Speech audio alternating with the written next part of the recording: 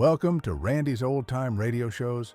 Up next is Captain Midnight, an American radio favorite that thrilled audiences with wartime suspense and pulse-pounding aerial exploits. The series helped set the standard for aviation heroes on the airwaves. Prepare for daring flights and high-stakes missions where courage, skill, and quick thinking mean the difference between victory and disaster. Grab your goggles and join the adventure now.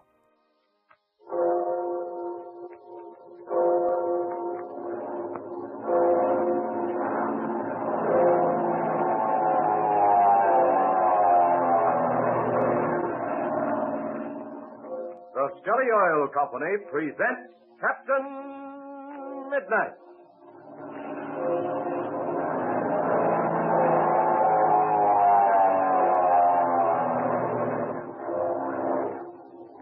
Captain Midnight, brought to you 3 times each week by the Skelly Oil Company, Skelly Choppers and Dealers. See, we have another swell treat for you tonight. You all seem to enjoy hearing from Captain Balfour so much last week that I told the captain we'd like to hear from one of his own student pilots there at the Spartan School of Aeronautics. Well, it was no sooner said than done. So, here's young Henry Rankin, flying student from the Spartan School of Aeronautics in Tulsa, Oklahoma. Where's your home, Henry? I live in Gastonia, North Carolina, sir. Gastonia, North Carolina? Yes, sir. Well, listen, Henry, if you live in North Carolina, how'd you happen to choose the Spartan School of Aeronautics way out in Tulsa? Oh, that is easy. I'd heard of the Spartan School for years. It's one of the best flying schools in the country. It's fully government approved, and they teach all branches of aviation, so a student isn't limited to just one phase of the industry. Well, you seem to have some good reasons, all right. By the way, are you a member of the famous Dawn Patrol there at the Spartan School? Yes, sir.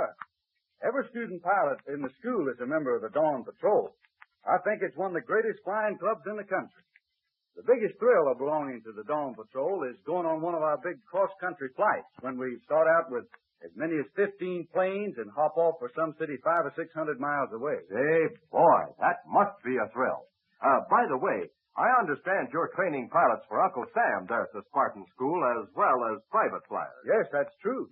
We have a staff of 50 instructors and 67 training ships for the use of the student pilots. Say, I had no idea the school was that large. Oh, yes, and that's not all. We have 17 modern buildings and 5 separate flying fields. Oh, boy, I can see that's really some air school.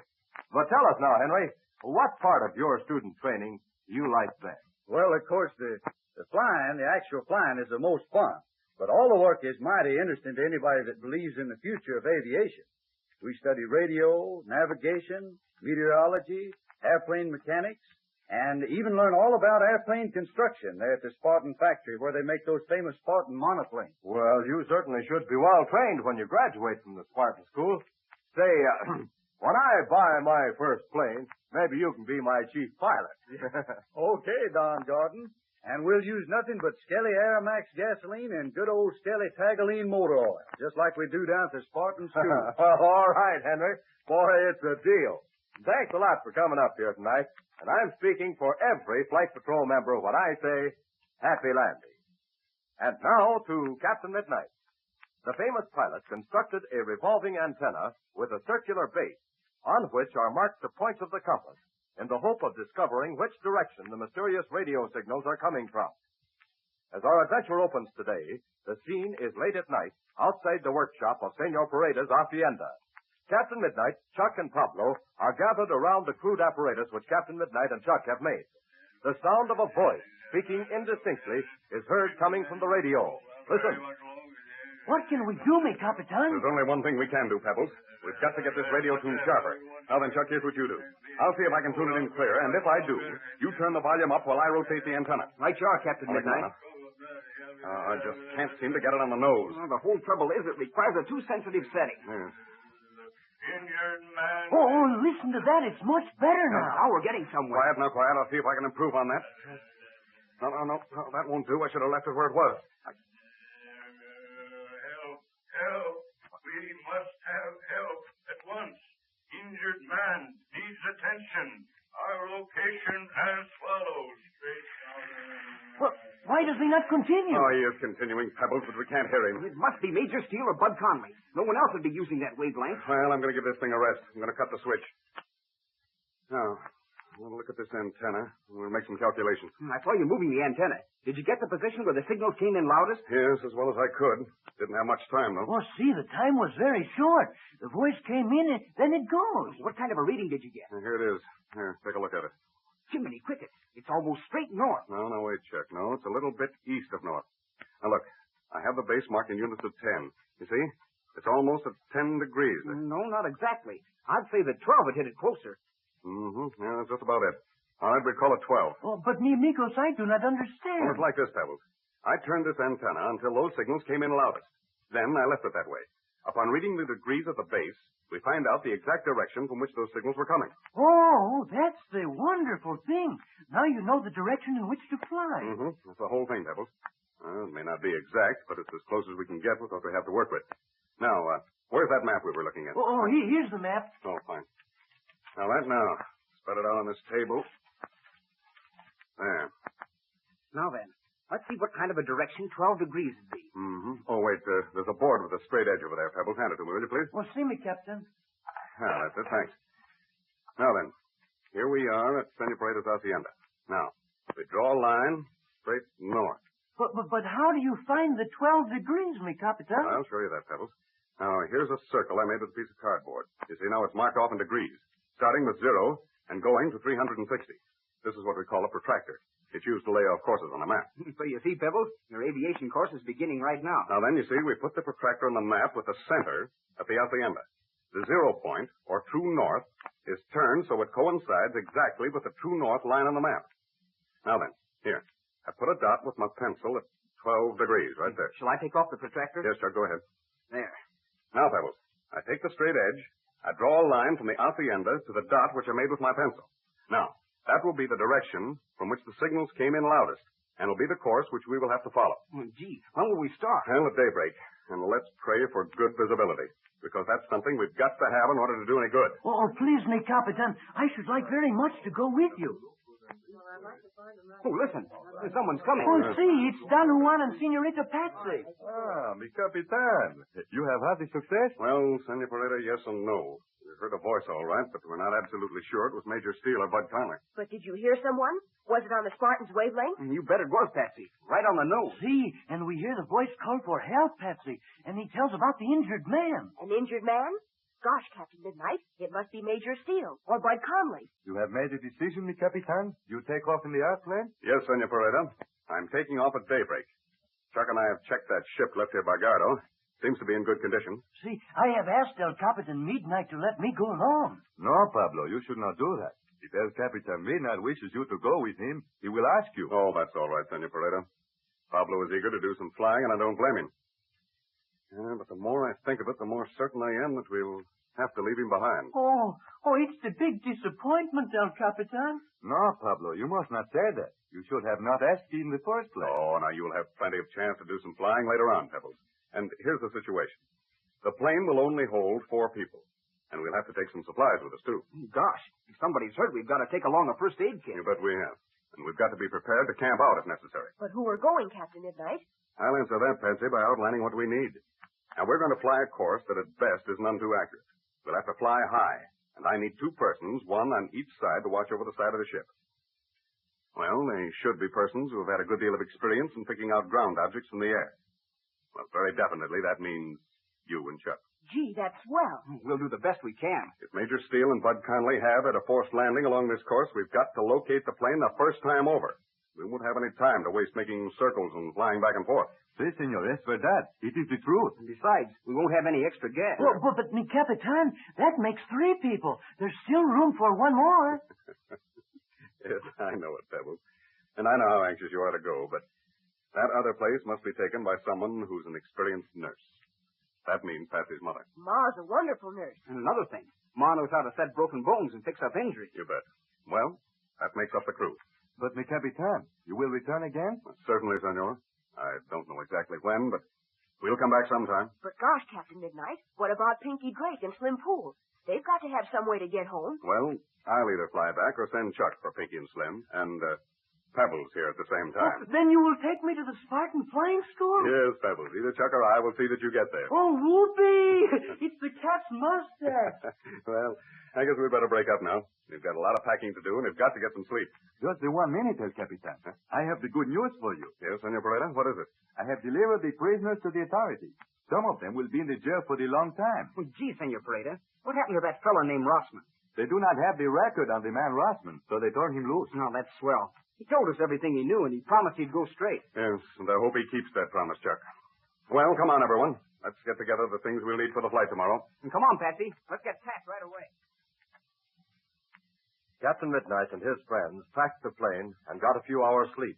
Then, at daybreak, they took off from Senor Pereira's hacienda, and as we find them now, they're flying at 5,000 feet.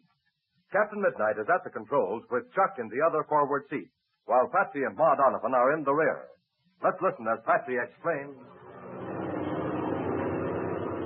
Gee, Captain Midnight, we've flown for over 3 hours and haven't seen a thing that looks like a wrecked plane. Yes, I know, Patsy, but we're still a long way from the border, so don't become careless. If we should fly over the ship without seeing it, we'd be out of luck. No, we can't let that happen. If we did, we never would find Major Steele and Conley. Oh, sure, me eyes are getting tired from watching the ground below. After you look a while, it becomes just a blur. My eyes get to feeling that way, too. And I have to make myself pick out different objects beneath us. No, I don't look at everything.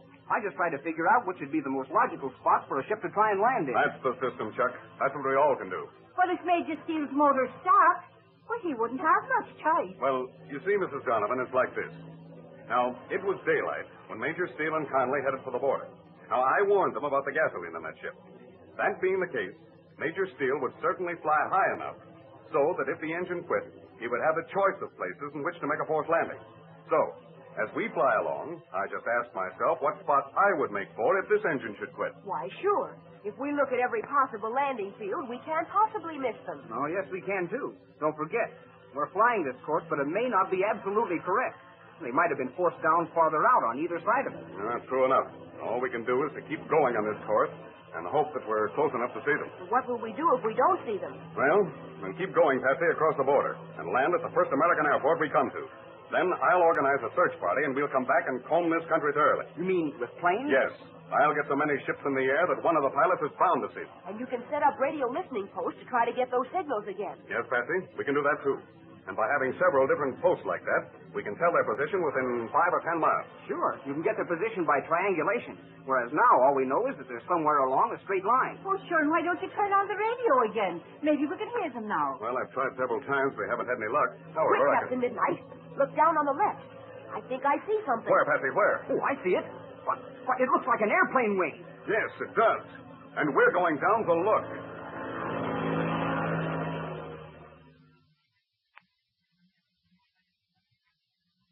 Well, what have Patsy Donovan's keen eyes picked out? And is it, as Chuck Ramsey has exclaimed, the wing of an airplane? Has Captain Midnight's crude apparatus led them to Major Steele and Bud Conley? Listen Wednesday and find out. Tune in to Captain Midnight. Say, wasn't that something to hear from a real flying student from the Spartan School of Aeronautics? Gee, who knows? Maybe some of you fellows and girls will be going to that famous flying school yourself someday. But now, I want to tell you about the big treat that's in store for us tomorrow night. You see, every single member of Captain Midnight's 1940 Flight Patrol is going to receive, absolutely free, a great, big, beautiful... Wait a minute, Mr. Gordon. Mum's the word. What? Oh, I can't tell him, huh? Say, come to think of it, that's right. Well, you listen to the next adventure of Captain Midnight, and I'll tell you all about it first thing, I promise. And oh boy, is it some surprise. You just wait and see. It's for every member, and it's absolutely free. So don't forget, tune in again Wednesday, same time, same station, for further transcribed adventures of Captain Midnight. Brought to you every Monday, Wednesday, and Friday by the Skelly Oil Company, Skelly Jobbers and Dealers. Have Major Steele and Bud Conley been found? If so, have they been rescued in time? Or is this one of Ivan Shark's planes? Be sure to listen Wednesday. Until then, this is Don Gordon, your Skelly Man, saying goodbye and happy landing!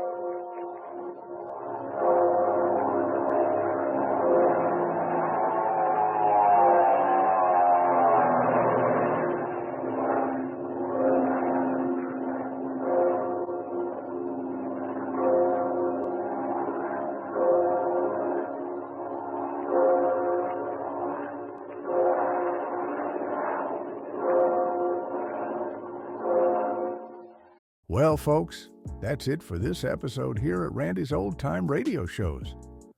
Before we wrap up, it's worth noting that Randy dedicates countless hours to restoring and editing every single show before it's uploaded for your listening pleasure. Our goal is to preserve these old-time radio treasures and make them sound as clear and warm as the day they were first broadcast. If you'd like to support his hard work and help keep these classic shows coming, any donation, big or small, is sincerely appreciated. You'll find donation links in the description below. Or if a QR code appears on your screen, simply point your phone's camera at it and follow the prompts. Randy sincerely thanks you in advance for helping keep these shows alive. Thanks for joining us, friends. Until next time, keep the memories warm and the stories close.